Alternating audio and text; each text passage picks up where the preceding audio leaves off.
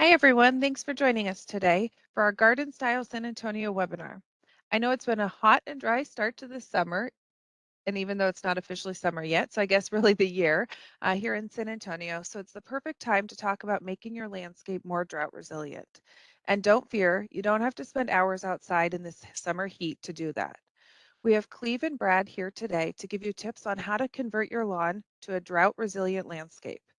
Cleve is a consultant in the conservation department and is a native plant expert. Brad is a planner in the conservation department and runs the rewards program, which he'll be telling you more about as we go along through the webinar today, because today's webinar is eligible for rewards points. So Brad, go ahead and take it away.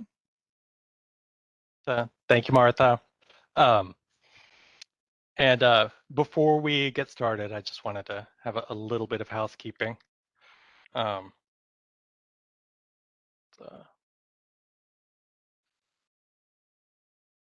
Just a second. Yeah, maybe you have to move it off of there.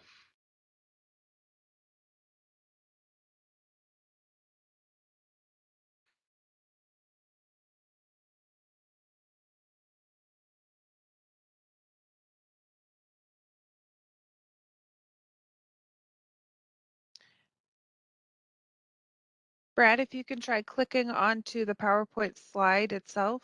There you go.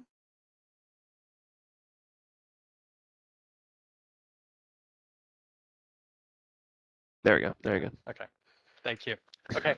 So it's a little bit of housekeeping, as I mentioned. I want to tell you at the bottom right of your screen, you'll see a little chat and a participants button. You can click on the three dots maybe to see the Q&A. Please put your questions in the Q&A box. And as we go along, and we'll get to your questions at the end. Please don't use the chat because we won't see your questions there. Topic for this webinar is converting your lawn to a drought resilient landscape. And what better time to be thinking about it? This program is rewards eligible for Water Saver rewards today. You can earn points if you're a rewards member by watching this program. Just stick around for the quiz. You have to complete the quiz at the end. If you're not a Water Saver rewards member yet, you can apply on the Garden Style SA website, and we have the link for you here on the screen. Basically, when you're attending programs or events that are eligible for Water Saver rewards, they're educational, or they're about landscaping or saving water, you can earn points, and when you get 3 points, 5 points, 7 points, you will earn coupons to use at participating nurseries and vendors for water conservation materials for plants, even for flower pots.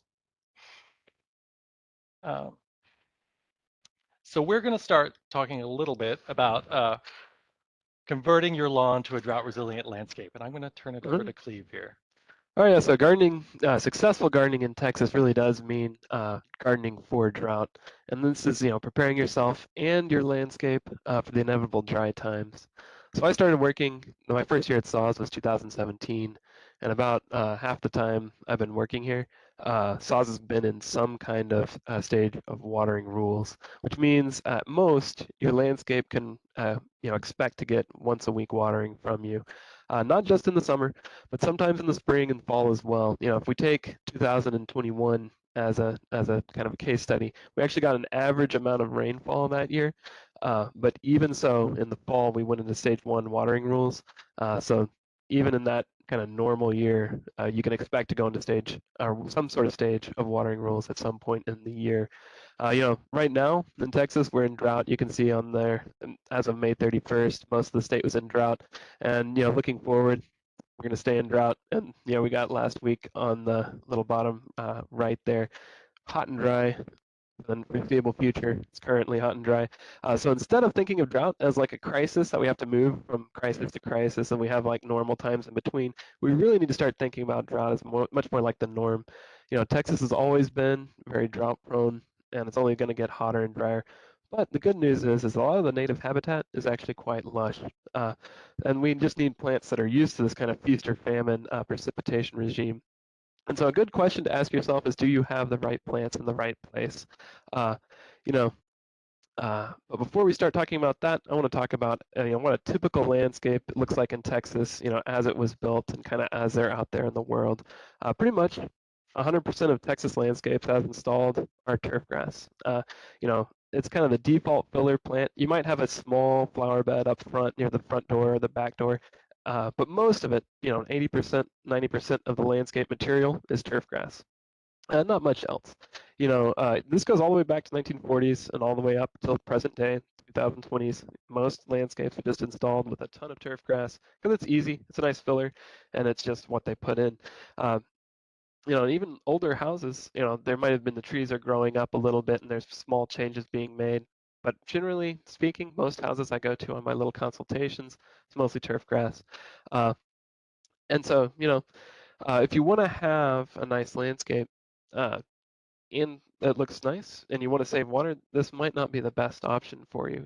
If we're talking about the highly maintained turf grasses, St. Augustine, zoysia, Bermuda grass, they all take a lot of water, maybe fertilizing, definitely a lot of mowing. And it's generally the most water-intensive part of any residential landscape, more than flowers, more than trees, more than other kinds of ground covers. And that's because we expect more from our turf grass than we do from other plants. If we take a typical pecan tree or something like that, we allow it to grow in the spring, it flowers, it produces fruit in the fall, and then it loses its leaves. And we don't do much to it. Most of our trees might get a little trimming here and there if there's a problem branch or we want to lift the canopy. But we let it complete its natural cycle. Same is true for most of our flowers and hedges and things like that. But turf grass, we expect it to be short, we expect it to be green, and the way that we do that is we keep it in kind of a perpetual peak growth by mowing it throughout the summer. So, if you think about a tree, it gets to grow, it gets to kind of rest during the summer. Our turf grasses, they would generally want to do the exact same cycle. They want to grow in the spring, they want to flower and then go dormant when it's really hot. But we want them to look green like the springtime all the time. So we keep them short, we keep them mowed, we prevent them from flowering, and we give them lots of water. So the gardener has to be that person that makes up the difference. In the summer, we're not getting springtime rains, so the gardener has to supply that extra water. But does that mean that we have to? Does that mean we have to destroy all of our turf and just go to rock? And I would say no. It's not a dichotomy. We don't have to, think of the world as like either all grass and all the time, or just a big pile of rocks. But at the same time, we don't have to put the most water-intensive plant over the majority of the landscape. We can, to be a successful Texas gardener, you don't treat turf as a default plant and just plant it everywhere. You think of turf as a plant that has utility. And you think of, what does turf grass do for me? It's a place for my dogs to run around in, maybe my kids to play on. So you think of turf in terms of where do I get the most bang for my buck? Because it's the plant that requires the most water. So then you analyze your lawn, you figure out where you get that extra utility, and then you plan your garden around that area. So think about your landscape. Like, do you use your backyard more than your front yard? Well, maybe you need more grass back there. Where do your kids play? Keep a nice little place for them to play out there on the grass. So a good maxim to think about is the rule of thirds. You can have a third of your landscape lawn, maybe a third of your landscape flower beds, and then a third of your landscape outdoor living spaces, like a patio or a deck. Turf grass is, of course, a third of your lawn. That's going to be the most water thirsty. But, depending on what part of San Antonio you live in, it might have been a savanna, it might have been a tall grass prairie. So there are plenty of plants you can choose that will be able to thrive off just the rainfall that comes in a normal year. Uh, that's where the drought thinking starts to come in. And, it's this back and forth that can be nerve-wracking for a lot of gardeners because, in a wet year, your plants look great. You don't have to do anything to them. They're constantly blooming. But there's a couple tools in a drought gardener's toolkit that I think we need to kind of touch on real quick. The first tool is planning, and the second tool is attitude. So planning, this is the first step, and this is kind of the short-term thing that you can do this summer. While we're in drought, it's not a great time to make major landscaping changes because that generally requires, if you're planting new plants, establishing plants, and that can be hard in the drought. But planning, and make sure you have the right plant in the right place. Picking plants that are either native to Texas or well adapted. Often turf grass, especially if you want it to look green all the year, is not well adapted to drought. So you have the little patch of turf where it seems it makes sense. and then have the rest of your landscape chosen not for turf, but for plants that look beautiful and are drought resistant. So right now, with planting, you can think of areas of your lawn that are constantly browning out in the summer, or maybe your trees have grown over and it's shading out the turf grass. Those are excellent places to start thinking and planning what else can go there, what else can grow in the shade. And check out our plant database if you're looking for plants on the gardenstylesa.com. That'll be good for your yard, whether it's sun or shade. The other part is attitude. And I've got a picture of a random lawn in San Antonio. And this is actually the most drought tolerant landscape I could find. And I've been harping on turf grass really hard. But turf grass is actually a pretty tough plant. And if we don't expect it, if our attitude is it goes brown in the summer, then we can actually have a very drought tolerant turf grass lawn. This is actually a mixed grass lawn. You can see there's some St. Augustine on the far left. There's buffalo grass in the middle, and nearest the photographer was Bermuda grass. But the landscaper here, they just mow it when it gets too tall, and they don't water it at all, and they don't worry about it. And you can see in the spring, when we're getting rain, it looks nice and green. And last week, when I took this picture, we hadn't had rain for almost a month, and it had browned out. And that's what it's going to look like if you don't water. But it's really up to you. You have to have the attitude of a drought gardener that says, I picked the right plants. I understand that, it's not going to look the same in all seasons. And since I did the planning up front, I won't have to worry too much when it actually gets into the drought stages. And in fact, what's funny is this lawn is actually more drought tolerant than my native plant landscaping beds, because every once in a while, if I want them to make seeds or produce more flowers, I do water, maybe once or twice a month just to get an extra boost. So this lawn, even though it's turf grass, is actually more drought tolerant than my own, just because they don't water at all. Literally no water gets put on that lawn besides what falls as rain. So to kind of give you a head start on the whole planning process, we're going to go through a nice little case study that Brad did with his own little drought garden. Thanks, Uh, Cleve. oh, wait a minute. The drought, my bad. I got one more. But I just wanted to say that drought gardening is an investment. You start off on the left-hand side here with, normal Texas landscape. You might rip out most of the grass, but over time, it's an investment that'll pay back in lower water bills, a little bit, different kinds of maintenance, but you won't have to mow, you won't have to fertilize, things like that. And then, of course, less stress over time. You can have a nice drought-tolerant landscape, which is what we have on the right. This is one that's been established for maybe 10 years. And you can see this was taken last week too. It's nice and green. There's not a lot of flowers because it's drought, but it's still green, still looks nice, and there's plenty of interest there. Now, Brad, you can go. Thanks, Cleve. Uh, a little background. Oh, and by the way, we wanted to mention there is a quiz code, which is transform for this quiz, and we're going to pop this up to remind you a couple of times during the presentation. There it is. Um, so when we first started talking about doing this presentation, I wanted to talk about using native plants and turf grasses and ground covers that can get by on just rainwater, once a month or so, or whatever, or less if they have to. And we chose June for this presentation because it's the best time to start grass by seed. And I thought it would be a good time to talk about my own experience testing some locally produced native grass mixes that have performed pretty outstandingly at my place. But so that was the plan. But so far in 2022, San Antonio has received about a third of its normal average rainfall. And with 2 weeks of 100-degree temperatures already in June, at the very beginning of summer, I'm not recommending planting by seed right now. I'm not really recommending planting anything right now. It's still a great time to plan, but I'm not going to be adding any more native grass seed to my lawn right now. However, at the end of the summer will be a great time to do it. And between now and then, it's a great time to look at your landscape and see and pick areas that you'd like to work in.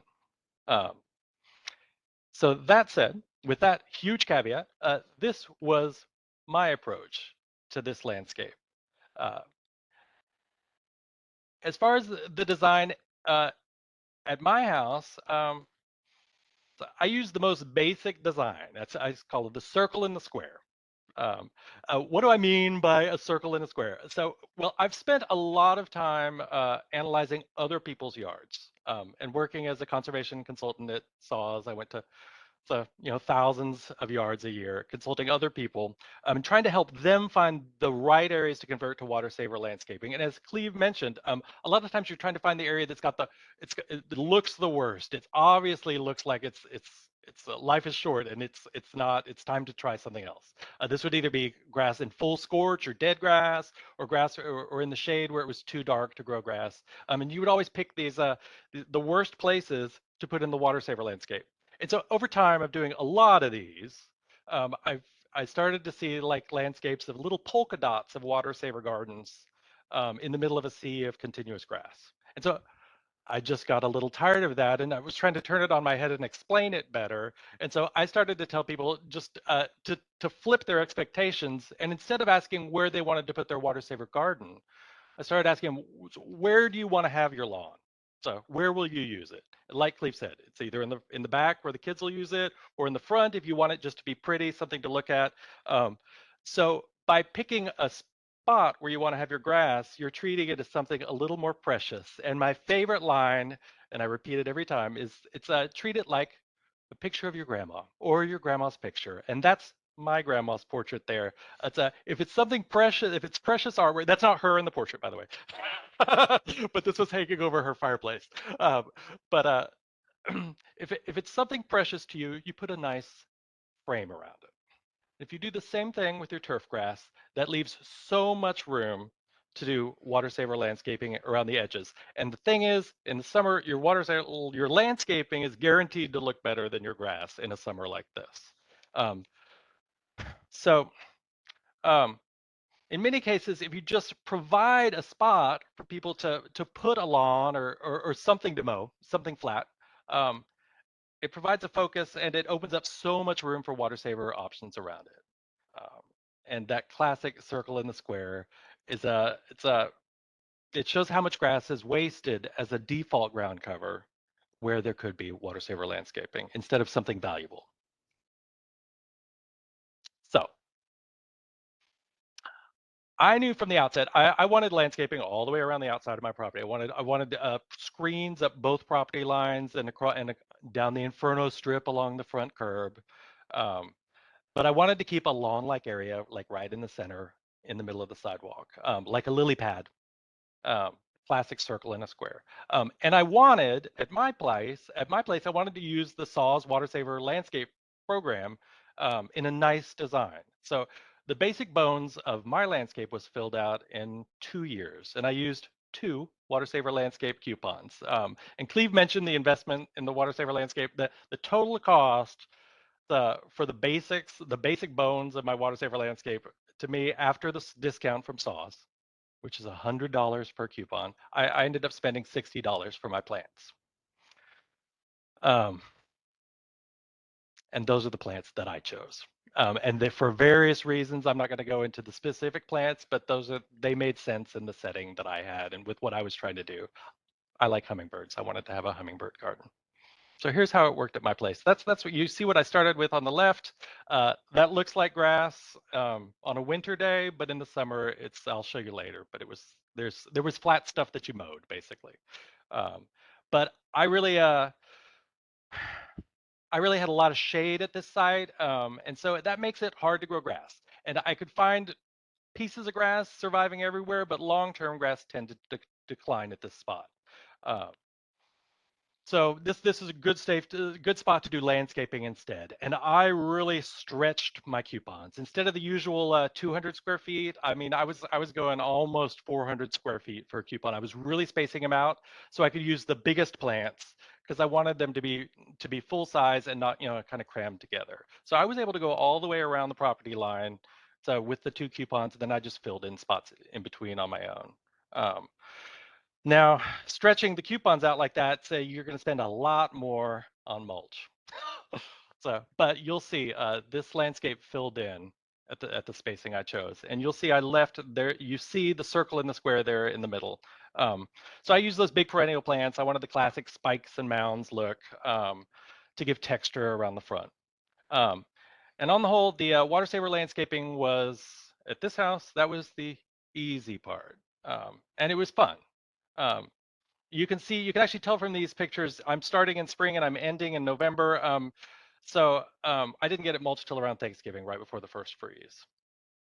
Now the native grass circle in the center, that took a lot longer to figure out. At this house, all the grass is doing poorly in summer, and you see what it looked like. And again, shade makes it hard to grow grass. So I modified my initial plan, and I switched to meadow sedge on one side. And I'll start with the sedge. I was introduced to this repeatedly by my customers who were driving up to Austin to get it. And it goes by many names. It's Texas sedge, meadow sedge, sand sedge. We'll talk about that later. But the thing about sedge is it looked lush and it looked plush, and you just want to walk on it barefoot. And that's what I wanted that's what you want for any grass. And the fact that it was native, I mean, I wanted to test it because I didn't believe you could do it. But I quizzed people on this, and it can get by without water as long as it's in the shade. And I had plenty of that. So I went up to Austin. This was the most expensive part of the whole project because I got 2 flats. I spent about $100 on my meadow sedge, and I got it put in the ground, got it planted in the ground, and there you see it just after it went in August. I think that's August 2018, and immediately the tree that was creating all that shade fell, and suddenly my sedge was back in the sun. So, and that is part of the joy of water saver landscaping, is that you just in San Antonio, you never know what the weather's going to bring, and you just roll with it, and you prepare for all options.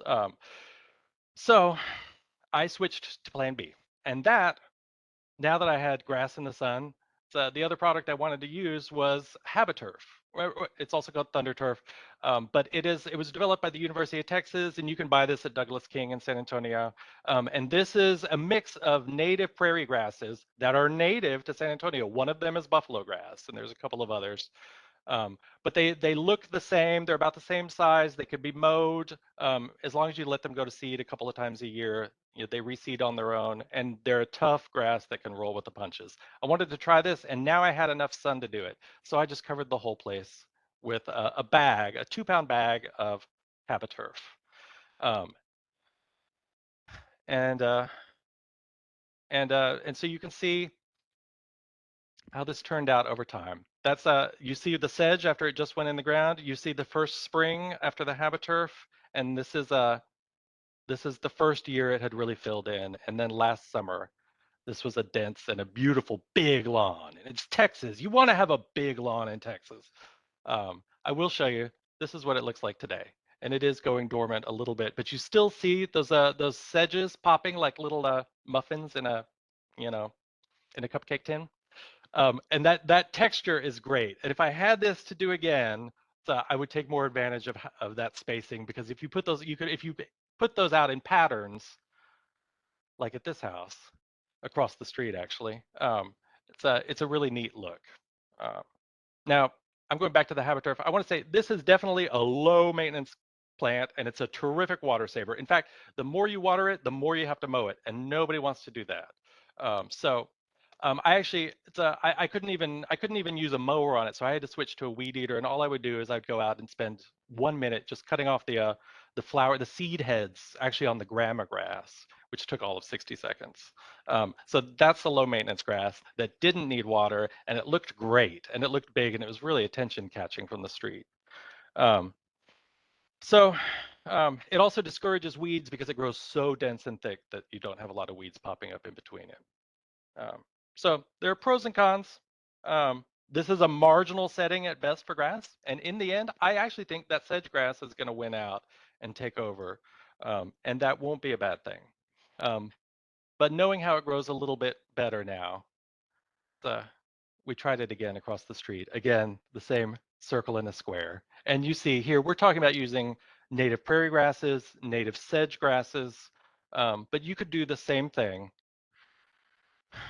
Same circle or square. You could use other ground covers that you can mow, or you could also use a patio scape. Just so we don't neglect them while we're talking about this, I just do want to point out some of the mowable ground covers on the right hand side. That's the classic horse herb that was that does well, but it's better when it's mixed with other things. And one of the things I noticed is that in California they are actually using frog fruit now to install as sod because it can be mowed. Um, and I want to take this opportunity to, in case you don't want to have anything to mow or water, so the outdoor living rebate at Saws Conservation just started last week, and that is an incentive to help pay for permeable hardscape, and it also includes now decking. You can apply online on the Garden Style SA website. You definitely need to have a pre-inspection before you participate in this program, but I want to let you know that that is now live, and we've been waiting for that. So to close up, because I know we'll probably have some questions, naturally, after all the work installing it, and you can see this landscape before I put in the grass on the left, it's always concerning when you're dealing with extreme conditions like this. But after 4 years in the ground, this landscape has now been through 2 extreme freezes, and these roots are solid, and so far, no matter what happens to them, they come back. There are plants that don't perform as well as others. There are some that I've moved around, but I'm confident that this landscape is definitely established, and it's self-sufficient, and it looks good, even on. Yeah, even That was actually this morning. oh, and it's still blooming after a month of no rain. So thank you, Cleve. Yeah. So, I just wanted to remind you that the Water Saver Rewards quiz code for the quiz that rewards members will be taking after this presentation. It's Transform. And I want to turn it over to So Martha in case we've had any questions. Can you go back to that slide for 1 second and Yeah, remind people how to sign up for rewards? Oh, yeah, thank you. So on the Garden Style SA website, and it's on the screen here, and it'll be in the chat. Just look under Water Saver Programs, and I think it's the first on that list. It's Water Saver Rewards. You do need to be a SAWS customer, and you do need to set up a rewards account. But the link is there to apply for the program. And even if you haven't gotten your acceptance email or whatever yet, just submit your application today, submit the SurveyMonkey today, because the survey link that I just put in the chat will only be open, through the end of today? Yeah, it'll be open until midnight. So do your survey today, even if you have not been accepted into rewards yet, you will be. Just do both submissions today. So thank you. So and the link will be in the chat. It's also on the events page for this event on the Garden Style website. If you go into the events calendar, it'll be at the end of this presentation. Yeah, and I put it in the chat already, so people Okay. can click over to that. So perfect, thank you. Great presentation, Brad and Cleve. Thank you very much. And we do have a lot of questions coming in. Just a reminder to put all your questions in the Q&A box. We're not going to be checking the chat for them, so please put them in the Q&A box. Just a couple things before we jump into those. One, Cleve, you mentioned we've been in watering rules for a lot of the time that you have worked at SAWS. Same for me. For everyone who's in San Antonio that's a SAWS customer, we are currently in stage 2 watering restrictions. So you can water 1 day per week on your day from 7 to 11 a.m. and 7 to 11 p.m. with an automatic sprinkler system. You can see all the rules about it, other specific rules on saws.org. Of course, you can water with a handheld hose any day, anytime. So that's just a little PSA on that. Brad, for the project in your yard, did you remove turf before doing the landscaping to avoid weeds? I did, and I'm showing you what it looked like at the end of the summer when I started. And there was turf here. The reason it looks so bad is that was Bermuda grass, which had gone dormant. But I hadn't watered it all summer. It was in a bad state at the end of the summer. And I wanted to make sure that I'd gotten rid of the Bermuda grass. So I will admit that I did go in. I went in with Roundup on that Bermuda grass. Because the thing about Bermuda grass, as Cleve mentioned, it is tough and it will come back into water saver landscaping. It can also survive a drought. It just doesn't look very good while it's doing it. So I went with a round of Roundup. and then I buzzed it to the ground. I actually went down a couple of inches. Incredibly, it was in such bad shape that it did not come back. I've had one instance of Bermuda grass returning, but that was in the middle of the rain last summer. And most of it has stayed as buffalo grass and habiturf. And I know there's a vinaigrette, and we are getting questions from people about what's the safest way to kill a lawn that's a mix of different things. St. Augustine, Bermuda, people are putting in different things in the Q&A. There is an option for like a vinegar, a type of vinegar that you can buy at nurseries, correct? There is, if you mix, and this is actually great for plants. If you mix it's strong commercial grade vinegar that you can get at nurseries. It's 20% vinegar. It will burn the skin off your hands. But if you put it in a spray bottle uh, with a couple of glugs of orange oil with it, which makes it stick on plants when you spray it, and a little bit of dish soap, which also makes it stick as a surfactant. If you that, and you can get that recipe online. Just look up olive oil. Look up vinegar and orange oil. It's the same thing that kills weeds, right? It's And not it's just like, great for killing weeds. yeah, In my opinion, it's not great for killing Bermuda grass because the grass blades are so thin that and the roots are so deep on Bermuda grass that it doesn't stick well enough. Which is okay. why I chose Roundup for this project. There People wasn't. also do like cardboard or something on Oh top yeah, of it. yeah. Cardboard is great. Solarization too. But yeah, those are, Cleve, can if you you do explain? cardboard with a layer of mulch on top, and you'd have to let that set, for a growing season at least to keep. Basically, what'll happen is the Bermuda grass will try to grow up, but it can't breach the cardboard, and so over time you basically starve the grass to death because it can't get any sunlight. But that's like a little bit longer term. You have to wait for it to die. Although But it is great. I used that technique, the cardboard, for the landscape beds in this landscape where I put my water saver plants. Because you can Mm. plant right into that with plants. But if you're planting grass seed, yeah, you do have to wait a season.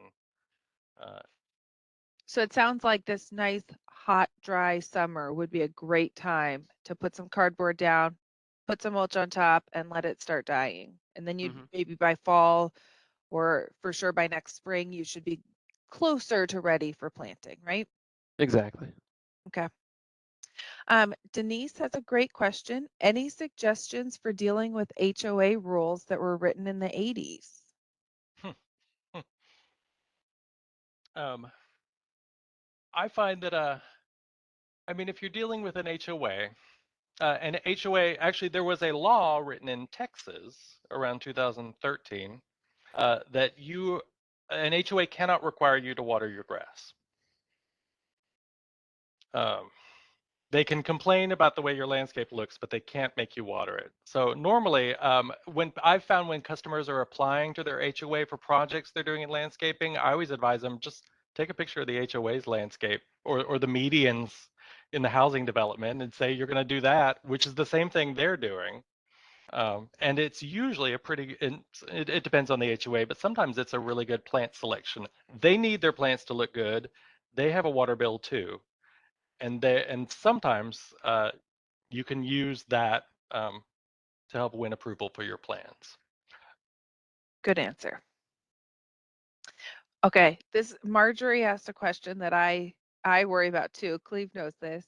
With the longer grasses, do we need to be concerned about snakes being in them?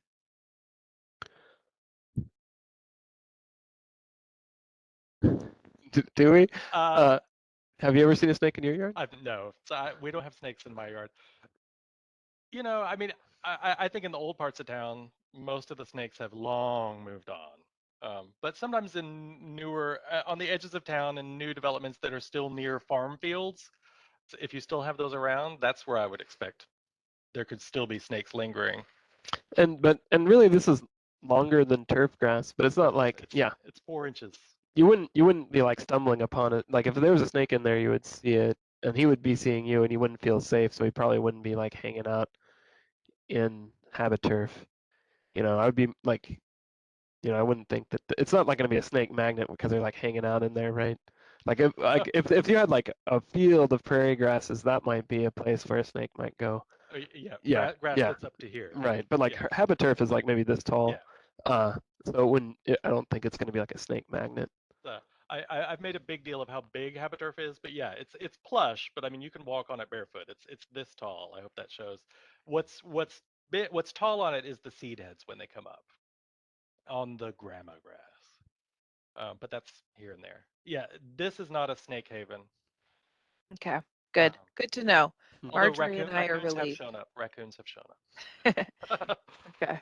I think it also depends on what area of town you live in. Yeah. If different creatures are going to be more prevalent, then you're going to be more likely to see them just based on where you are in town. So, um, Brad, where you put down Habiturf, did you also add mulch, or do you guys recommend adding mulch with Habiturf? No. Mulch is great for the flower beds, the landscape beds, but for the Habiturf, you really need to have it's. I was putting it down by seed, and you need to have seed in contact with bare soil.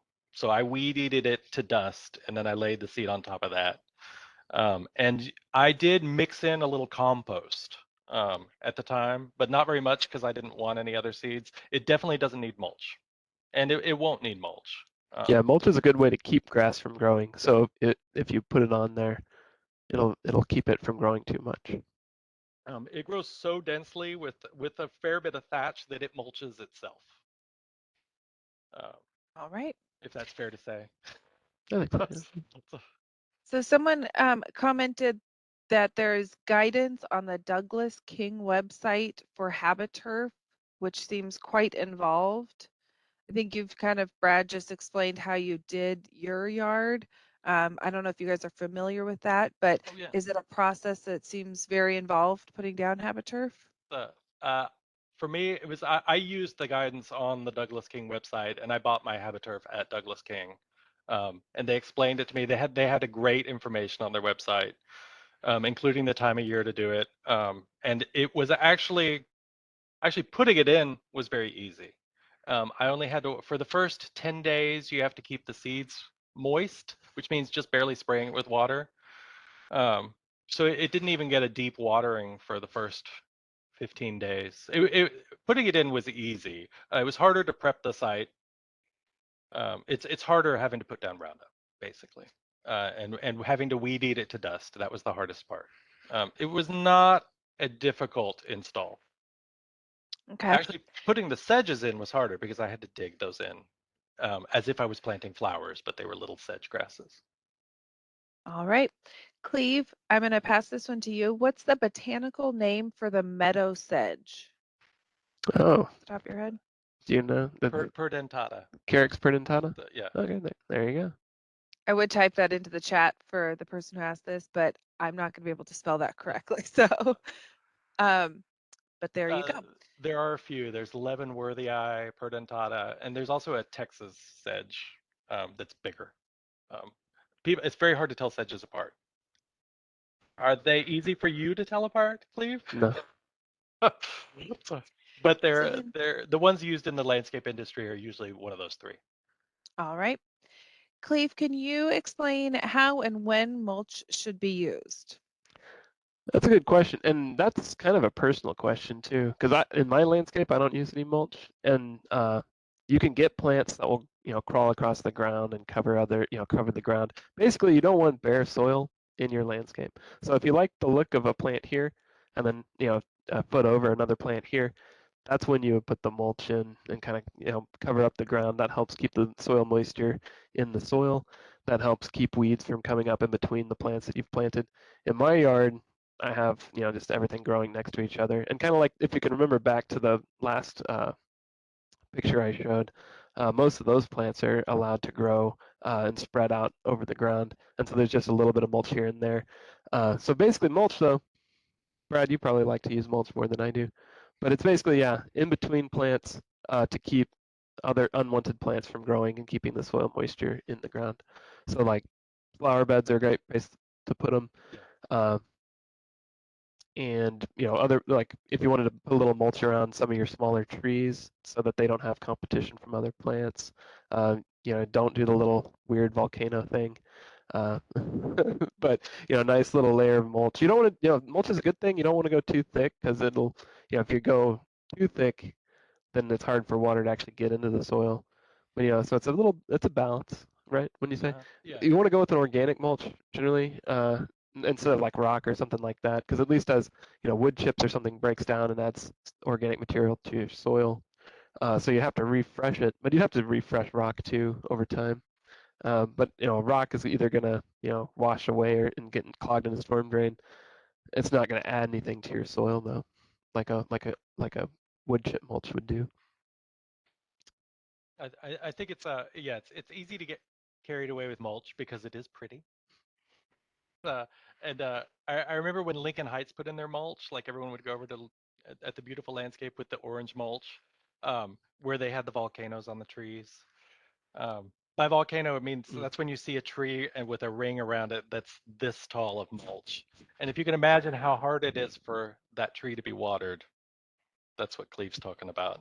So the best, remember when you're mulching, if you put down about 3 inches or less, it's enough to block weeds but still admit water. It's great for the landscaping beds and for the Water Saver landscape coupons.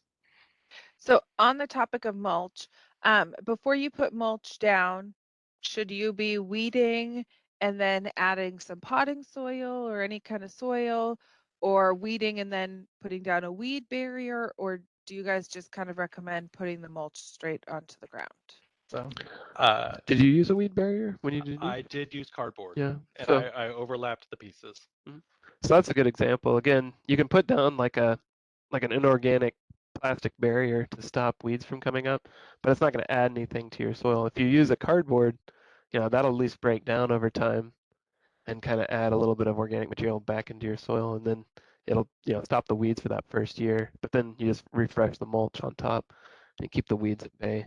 Adding potting soil to it, well, if you pick the right plants, most Texas plants are pretty well used to just the native soil that's there. You don't have to add any amendments to it necessarily unless you like really want big plants. Uh, but because sometimes you can add amendments and the plants get kind of carried away and start falling over all over the place. Yeah. But Yeah, right, what amendments are those?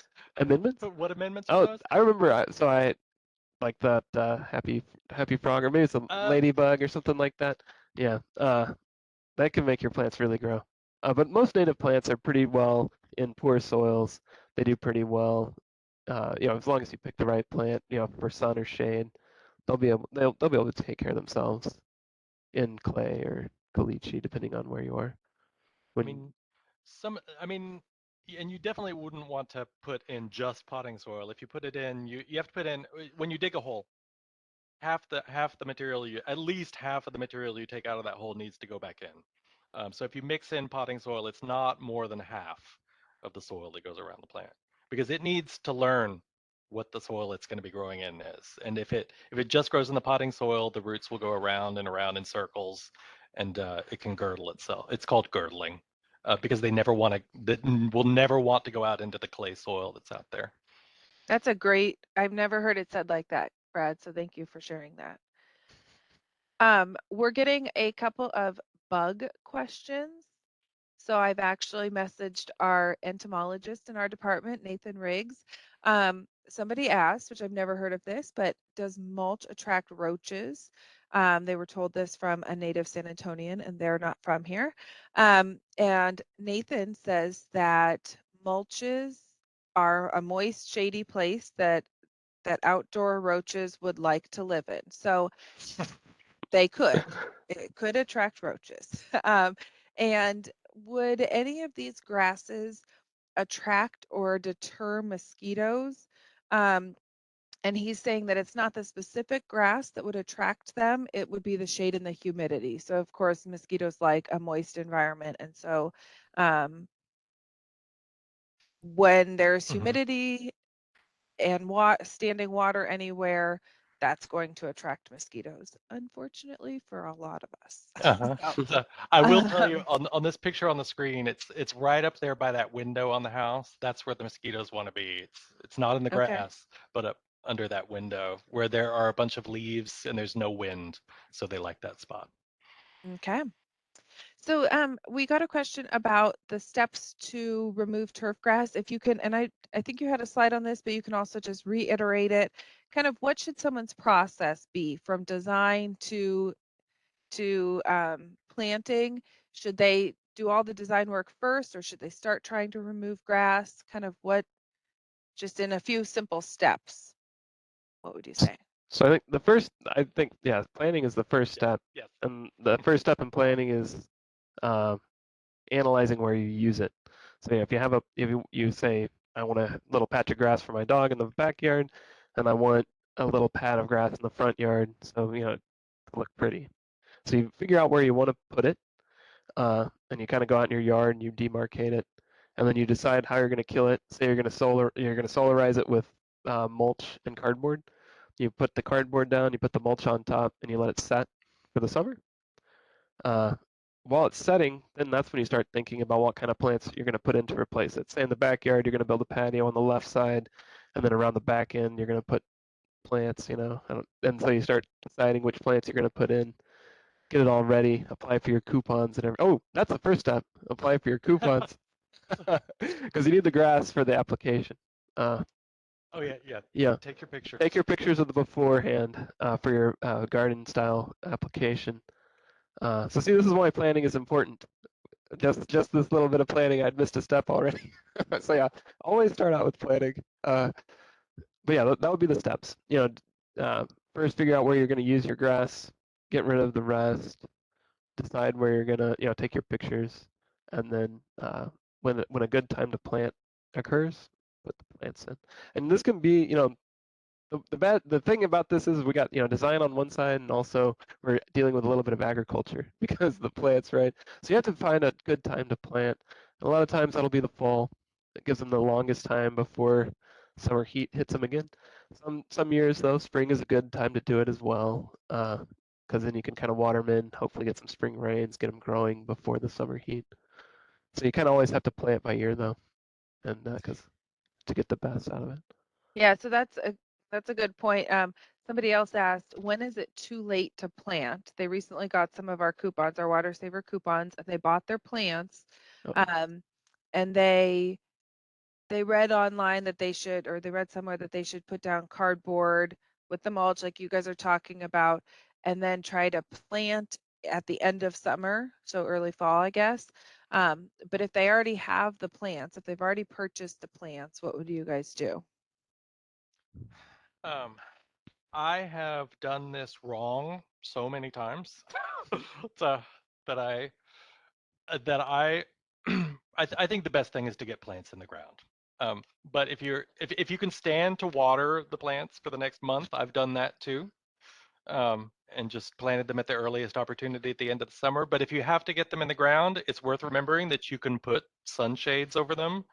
Um, and I have actually put out literal sunshades over new plantings in the yard, just for summer days. Um, it's always better to plant after Labor Day, but planting does happen in summer. That's why gator bags exist for trees. Those are those little skirts that you can buckle around a tree and fill with water if you have to plant a tree on a summer day. I hope I'm telling you that you can. I think it's always better to start planting, because it's for a lot of people it's such a barrier to even put shovels in the ground, that if you're willing to do it, just realize that this time of year plants are going to dry out faster. So anything, it's better to put them in the shade if you can, or where they get shade at least at the end of the day. And it depends on on what your particular site is. Yeah, it often can be pretty hard to keep plants alive in pots, and especially if they're in pots, you might have to water them a lot anyway, especially during the summer. Yeah. So you're either watering them a lot in pots or you're watering them a lot in the ground. Since you've already got them, at least you might as well water them a lot in the ground. Which yeah, that's kind of my So take on it. actually, if you can get them in the ground, they won't dry out as fast Mhm. as they will in a pot. That's Right. right. So And Yeah, I think that's a good that's great. point. It's a good point because I just put a couple plants in the ground, a couple shrimp plants and Turk's caps, and they look kind of sad at the end of the day, but by the next morning they perk back up. And so they're going to go through a little bit of adapting, but Mhm. that's good for them too. This is a good question. So how does handheld hose reduce water consumption compared to sprinklers? Oh. So there's a couple ways that I think it does, and maybe Brad can chime in too. But like a sprinkler is super easy, like an in-ground sprinkler is super easy. You set it, you forget it, and it just happens. You don't have to be out there, you don't have to do it. It happens whether it rains, generally, unless you actually have a rain sensor that works. If there's a break, you're not there a lot of times to see it. And so it's just a regular thing that happens. It used like a normal one uses between 12 and like 16 gallons a minute. So compare that with a hose where you're having to physically make the decision. It's hot and I'm going to go out there and water. It's using only about maybe 4 gallons a minute, maybe if you have a giant hose, maybe 6 gallons a minute. So you'd have to be out there 3 or 4 times as long as your irrigation system would run. And people get tired when they're out there hand watering, so they generally use less water. You're also making the decision. This is a patch of grass that's green. This is a patch of grass that's brown. This is a flower that looks like it needs a little more water. This is one that's okay. And so that you can actually decide which plant gets water. So imagine, you might have a irrigation system that spreads from a shady spot all the way out into the sun. And so those plants out there in the sun have to, like, quote unquote, have to get watered. And they're getting watered the exact same amount as the plants in the shade. Whereas if you're out there with your hose, you're going to be only watering the plants out there in the sun when they need it, instead of just on a weekly basis watering them all the exact same way. And, just like, so that's how it kind of, in my opinion, saves water. Yeah, you're going to make smarter decisions Mhm. than your sprinkler system. So even if you have smart watering on, so you are smarter than a sprinkler controller, um, and you'll put the water because you're seeing it. You'll put it where it needs it most. Mhm. I mean, Great. just remember. So, I mean, you water for a couple of for 30 minutes with sprinkler, you may use 50 gallons. So where's your if you water for 30 minutes with a hose and sprinkler, you may use 50 gallons. Your sprinklers would have used 2,000 gallons. Yeah. Mhm. They put out a sprinkler puts out a lot more water. And to Cleve's point, once it's set, you forget it and it runs every single week. So, um, a couple final questions and points, and then we're going to wrap up. Um, Rachel brought up for this should help you, Rebecca. Rachel brought up that lizards need something to eat and that they are in any mulch looking to catch a huge roach meal. So, Rebecca, you don't have to worry about roaches if lizards come in your yard. So there you go. Suzanne asked, can we use grass areas that are brown now for a water saver coupon? So yes, you can. You can take a picture of brown grass. It does not have to be green for our coupons for our picture requirement. We love brown grass and we love seeing it come out. So that is great. Feel free to do that. And then we are going to do one last question, and then any additional can be sent into the Garden Geek. If they log, and Brad, we're going to say this one's for you. And yes, the code word is up on the screen, and the link is in the chat. But Brad, how can people see how many rewards points they've earned and everything for the rewards program? So it's called the Solids Customer Portal. My account. The My Account page. If you look up My Account at Saws, you'll go in. That's where you can go in and you can pay your bill online. And there is, when you're on your page, and you may have to register to be able to see it. But once you register, there is a rebates and rewards tab in there, and you can look in and you can see all the events and the coupons you've used this year. Also, if you got the rewards newsletter, it went out yesterday and it has that link in there. Perfect. So thank you all again for joining today. We hope we got to, I think, most of the questions. But as always, you can visit gardenstylesa.com where you can learn more about all of our programs, including our coupon programs, the irrigation consultation, and everything else. And you can also ask the Garden Geek any of your questions there. So thank you for joining us. And thank you, Brad and Cleve, for all this wonderful information. Stay cool out there, everyone, and have a great summer. Thank you, Martha.